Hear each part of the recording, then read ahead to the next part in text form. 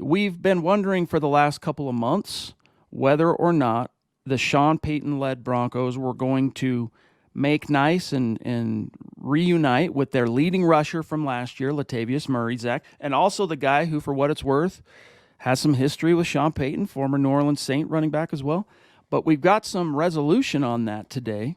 You had the story for us, so tell everybody what's the haps with Latavius Murray.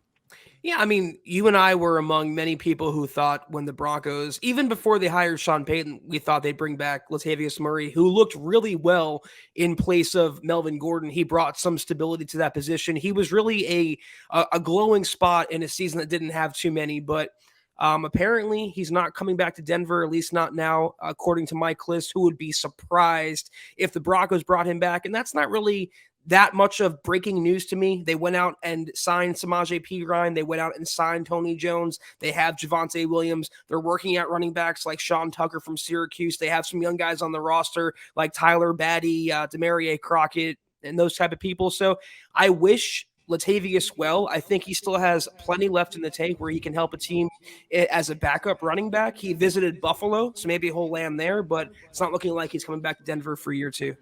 As much as I like Latavius Murray and was pleasantly surprised by what production he provided last year, and not just production, Zach, but I like kind of some of the intangible stuff, like that sideline spat between Dalton Reisner and Brett Rippon, man. He got in between, right? When Dalton put hands on Brett and he pushed him back, and Dalton's like, oh, you want some too?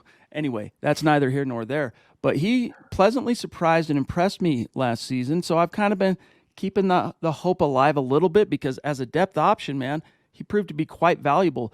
But unfortunately, he's also one of those guys, Zach, where he's at that point in his career between age and kind of relative reputation where he's a wait till you gotta must have it, gotta, emergency type situation, meaning he'll probably languish on the free agent market until cleats start hitting the grass, knees start getting affected, this practice, that practice, this team, that team.